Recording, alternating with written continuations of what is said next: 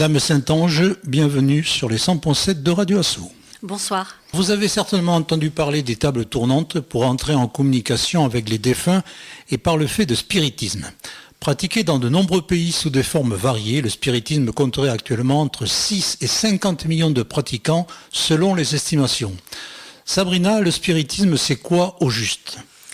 Alors, le spiritisme a été, on va dire, inventé par Allan Kardec au XIXe siècle. Alors, les pratiquants sont appelés spirites et ils communiquent avec les défunts. Ils disent communiquer avec les esprits et le plus souvent, donc, ce sont des défunts par divers moyens. Alors, le terme de spiritisme désigne aussi, par extension, des enseignements qui sont révélés et transmis par les esprits. Alors, sans refaire bien sûr toute l'histoire de la communication avec l'au-delà et les défunts, on peut dire que communiquer avec les défunts remonte à la nuit des temps. Vous avez les Assyriens et les Babyloniens pour lesquels les morts étaient un souffle, une vapeur, et ils pouvaient hanter les maisons et le destin des hommes était fixé dans l'autre monde. Alors les morts connaissaient pour les Babyloniens et les Assyriens notre destinée et pouvaient aussi donner des conseils. Alors on a aussi les Égyptiens qui invoquaient les morts pour obtenir d'eux des rêves prémonitoires. On a la Gaule, les druides qui invoquaient aussi les morts dans des enceintes et des pierres édifiées en pleine nature. Et par contre, avec le christianisme, c'est tout à fait autre chose, où la communication avec les défunts a été considérée comme de la manifestation diabolique, comme la manifestation, comme des diableries en quelque sorte. Alors aujourd'hui, le spiritisme est pratiqué, comme vous l'avez dit et très justement dit, dans de nombreux pays, mais étonnamment, si le spiritisme a eu ses heures de gloire au XIXe siècle, c'est au Brésil maintenant qu'il est très important. En Europe, il est devenu mineur. Alors vous avez quand même, je pense, aussi le Portugal où le spiritisme est important. Alors vous avez un conseil spirit international qui a été fondé en 1992 et qui revendique fédérer près de 10 000 associations et il y aurait 20 millions de pratiquants réguliers dans 84 pays membres. Alors il faut être extrêmement réservé concernant ces chiffres parce qu'à ces chiffres s'ajoutent des dizaines de millions de sympathisants et des pratiquants amateurs au niveau du spiritisme. Alors, vous avez nommé tout à l'heure une personne, Allan Kardec. Qui est Allan Kardec ? Allan Kardec. Allan Kardec est vraiment le père fondateur du spiritisme en Europe, enfin en France. Alors, d'une manière, je dirais, je dirais qui prête moins à la rêverie. Son vrai nom, c'est Hippolyte Léon Denisard Rivail. Alors, pour la petite histoire, c'est le nom d'Allan Kardec correspond en fait à un nom que Hippolyte aurait eu dans une vie antérieure. Il aurait été druide. Et rien ne prédisposait Allan Kardec au surnaturel. Il était, je crois, fils donc d'un juriste lyonnais.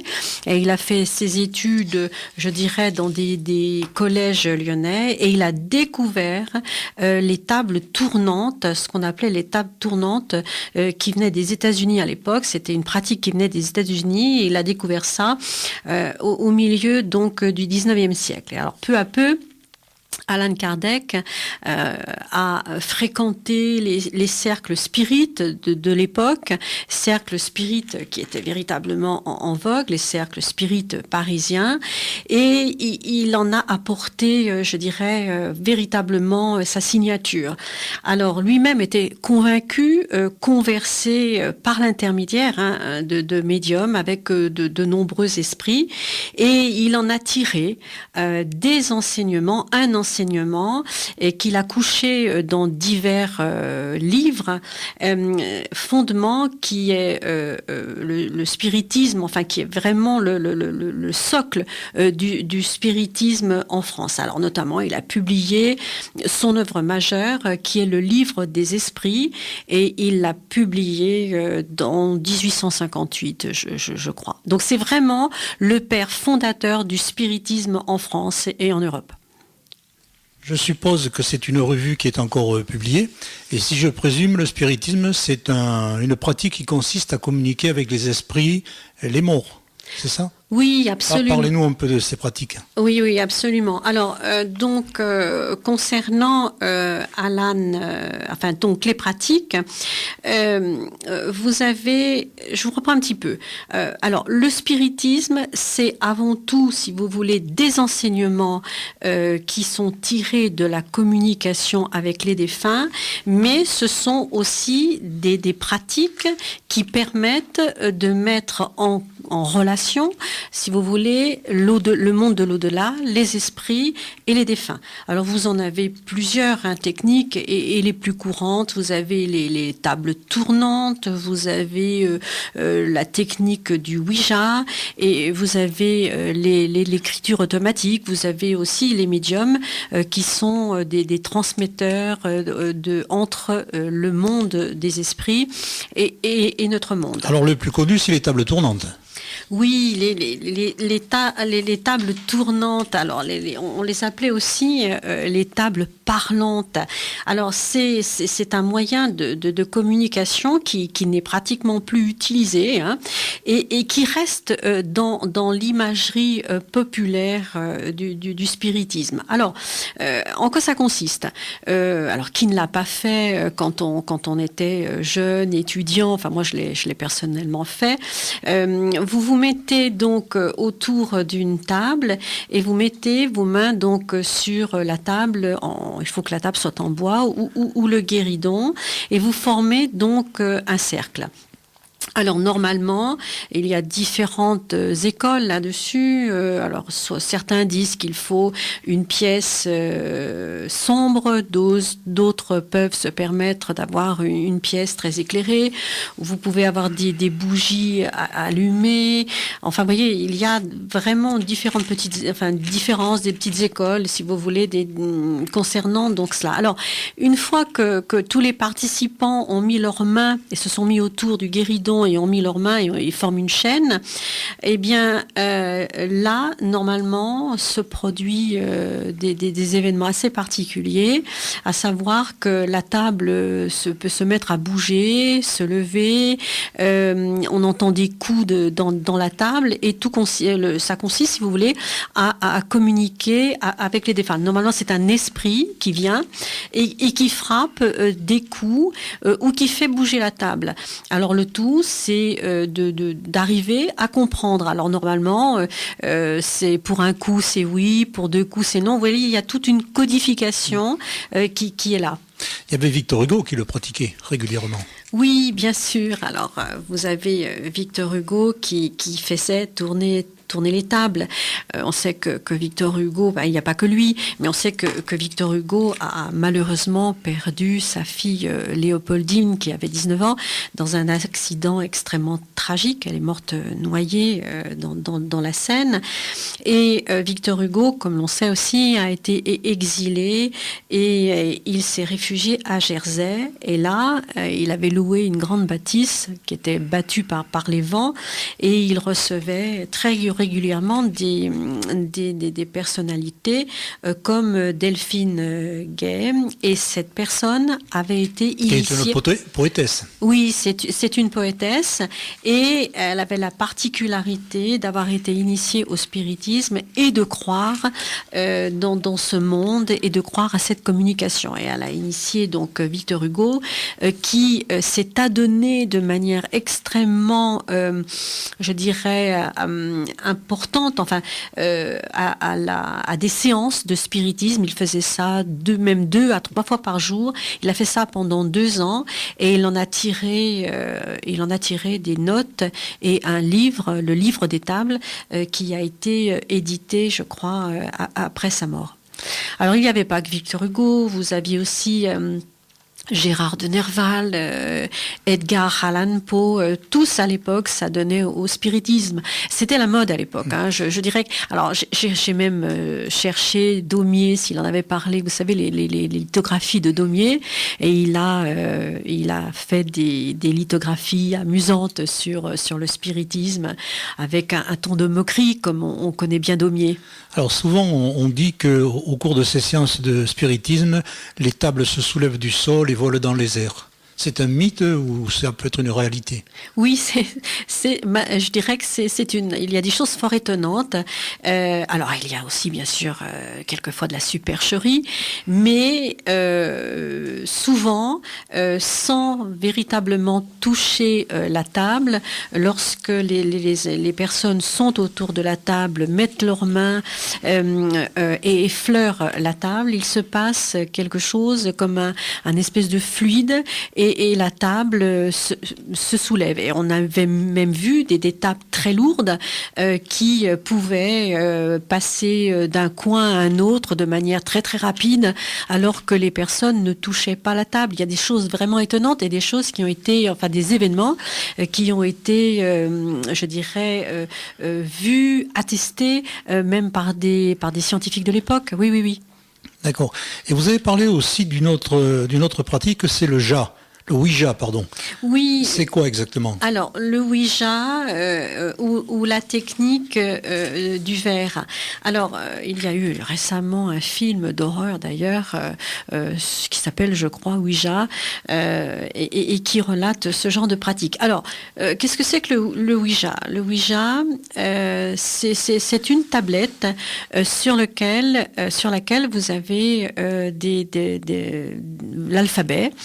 Et sur l'alphabet, vous avez un petit rond ou un petit triangle en bois. Vous pouvez aussi avoir du verre. Alors, je dirais la technique, c'est les participants mettent les mains sur le petit triangle ou sur le verre, et de telle sorte que le triangle se déplace sur l'alphabet.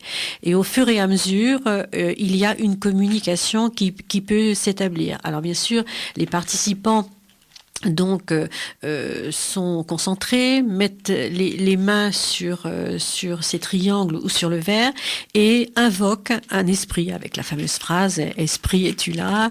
Et ils peuvent appeler tel ou tel esprit, telle ou telle personne indéfunte, et après quelques secondes, et surtout quand il y a un médium, parce qu'en général il doit y avoir un médium dans l'assistance qui participe, eh bien c'est obligatoire. Oui, le médium sert d'intermédiaire. Avec le médium, les manifestations sont plus amples, plus importantes, et donc je dirais le triangle ou le verre se déplace, et au fur et à mesure des questions posées, ce triangle ou le verre se déplace sur les lettres qui forment des mots et qui forment des phrases, et un dialogue s'établit entre les assistants, enfin ceux qui participent, et l'esprit invoqué. Alors vous avez cité aussi l'écriture automatique, pouvez-vous nous en dire plus? Alors, l'écriture automatique, je passerai, donc, parce qu'il y a plusieurs sortes d'écriture automatique.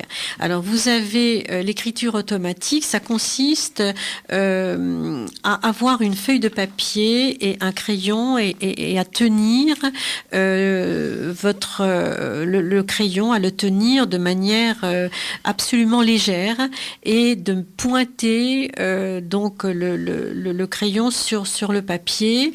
Et en général, c'est un médium qui fait ça, et d'invoquer là aussi les esprits et de laisser aller votre main. Et là s'inscrit des mots sur le papier.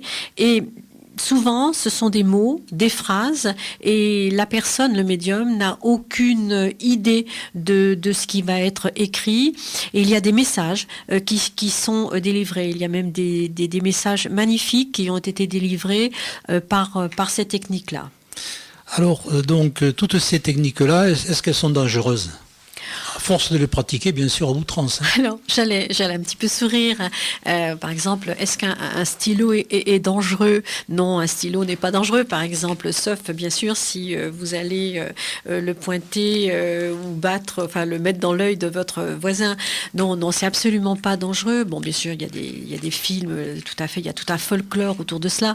Le seul danger, je dirais, c'est de ne pas être ancré, c'est-à-dire de perdre un petit peu la notion de la réalité si vous vous adonnez de manière trop intensive à des séances de spiritisme. Ça peut aussi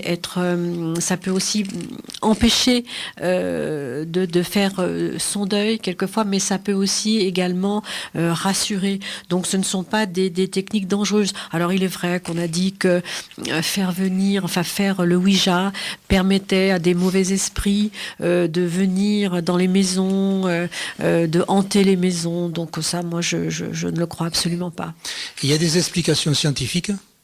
Oui, il y a certaines explications scientifiques. Alors, ça pourrait faire l'objet d'une autre émission parce que donc il y a toutes les questions de fluide, de magnétisme. On tombe dans les explications avec le mesmérisme aussi. Enfin, donc on pourrait, je dirais, lister. Il y a des explications scientifiques, mais encore une fois, toutes les explications qui ont été données sont des explications c'est pas avéré, si vous voulez, donc ce n'est pas une science, c'est pas exact. On retombe dans ce que nous avons vu la dernière fois au niveau de la voyance. Est-ce que la voyance, par exemple, peut s'expliquer scientifiquement ? Non. En fait, si vous voulez, en l'état actuel de la science, on n'a aucune explication, même si il y a des théories qui ont été émises. On pourra, je pense, faire une suite à cette émission, notamment en parlant des médiums. Oui, absolument. Donc parce que le médium est le transmetteur idéal entre le monde des esprits, le monde entre l'au-delà et notre monde. Et puis vous avez les médiums qui il y a eu des manifestations assez particulières comme des incorporations. Mais j'en parlerai parce que ça c'est intéressant. C'est-à-dire l'incorporation, ça veut dire un esprit qui se met dans une personne et qui parle au travers de la personne. Mais on rejoint là aussi les phénomènes de possession. C'est la transe. La transe, oui. On rejoint aussi les phénomènes de possession. Il y a des médiums qui s'expriment avec des voix très particulières, des voix même que reconnaissent les participants comme appartenir à des défunts. Vous voyez, donc il y a tout un tas de manifestations, pour le moins étranges, je dirais. Il y a des phénomènes étranges. Bon, peut-être pour le mois suivant qu'on aura la suite. Oui.